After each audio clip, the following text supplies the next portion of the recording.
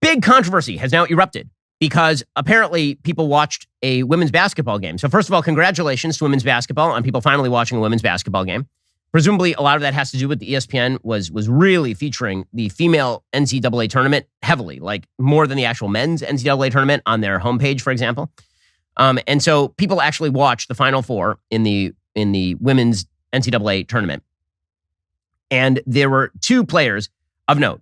One is a woman named Caitlin Clark, who plays for Iowa, and the other is a woman named Angel Reese, who plays for LSU. These were the two teams that faced off in the NCAA finals.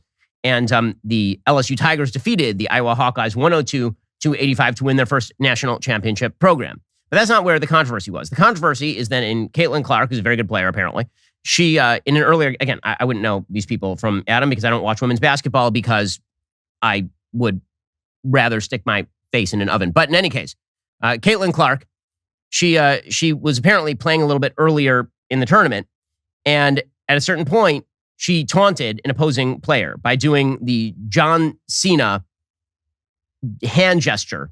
Like John Cena apparently does this hand gesture in front of his face, the "you can't see me" hand gesture. Again, not a WWE fan because I have children and a real life. In any case, here is Caitlin Clark did this a little bit earlier in the tournament. This sets the predicate for the actual controversy.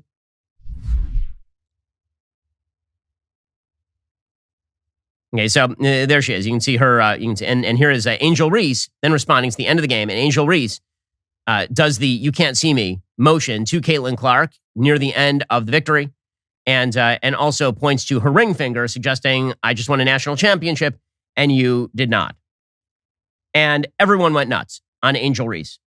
Like, a lot of people went crazy on Angel Reese, talking about how it was disrespectful and terrible. It was the end of the game. The game was already over. It's one thing to do it in the heat of the moment. It's another thing to do it, previously thought out and all the rest. Reese said, "I was waiting. Caitlin Clark is a hell of a player for sure, but I don't take disrespect lightly. She disrespected Alexis Morris and my girls, South Carolina. They're my SEC girls too. Y'all not going to disrespect them either."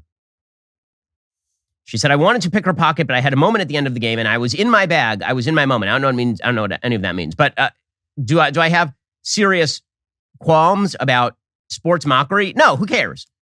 Like, there are a bunch of people who got really, really upset about all of this stuff. And because they got upset about this stuff, because apparently they didn't realize that Caitlin Clark had done it earlier in the tournament, or they didn't like that this happened after the game or something, this, of course, prompted spasms of apoplexy. Because if you got upset about it, this meant you were racist. So I'm annoyed with everyone on all sides of this particular stupid issue. Here was Stephen A. Smith torching the backlash to the Angel Reese taunt.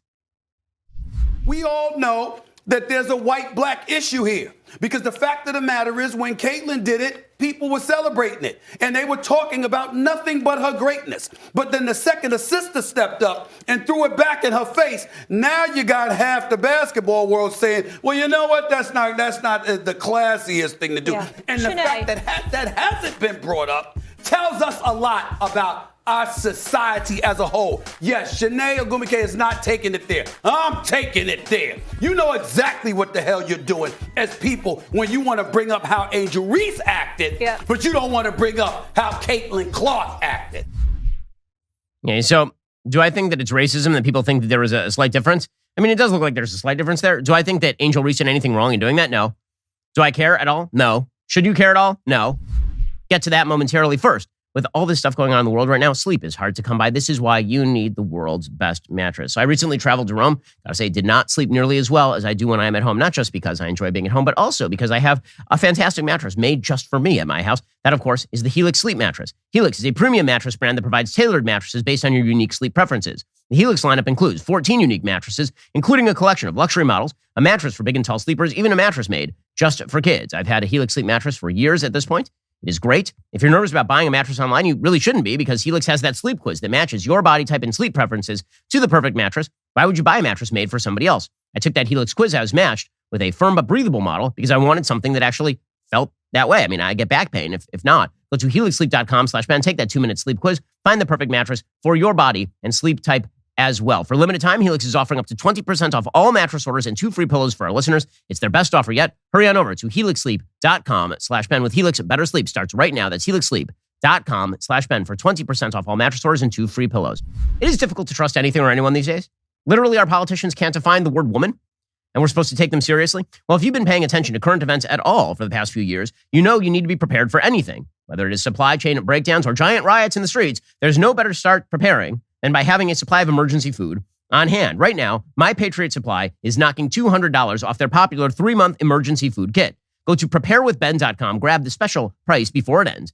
Your 3-month emergency food kit provides over 2,000 calories every day for optimal strength and energy in stressful situations. They've got a wide variety of breakfast, lunches, dinners, drinks, snacks. Best of all, it tastes good. Don't put off your preparedness any longer. Tomorrow could theoretically be too late. Just don't know what's going to happen across the horizon. Go to preparewithben.com. Save $200 on each kit your family needs. Go to preparewithben.com right now. Again, the great thing about this, you go to preparewithben.com. You get what you need, you put it in the closet, you forget about it, and then when you need it, it's there. Go to preparewithben.com, save $200 on each kit your family needs today. It's preparewithben.com right now. I mean, guess what? Trash talking in sports is kind of a thing. It's been a rather large thing in sports since Muhammad Ali was doing it. I mean, going back to like the early 1960s. So I'm not sure exactly why we are supposed to be shocked or appalled by anything that happened right here. The only thing that I find shocking and appalling is Jill Biden. So Jill Biden, who is, of course, the greatest doctor in American history, on Monday, she said that she wanted to invite the Iowa women's basketball team also to the White House, as well as LSU, which, by the way, is so unbelievably tone deaf. So the Iowa team is largely white, and the LSU team is largely black. And so a lot of black fans of the LSU team are like, what the hell? Like, if the races were reversed, would Jill Biden be inviting the other team also to the White House? There's going to be a beer summit, exactly. Like, Iowa lost. You don't invite the losing team in the NCAA championship also to the White House. They're the people who lost. You invite the winning team to the White House, obviously. Jill Biden said, I know we'll have champions come to the White House. We always do. We hope LSU will come. But you think, I'm going to tell Joe, I think Iowa should come too because they played such a good game. Man, watching Democratic women in positions of high power talk about basketball is just painful.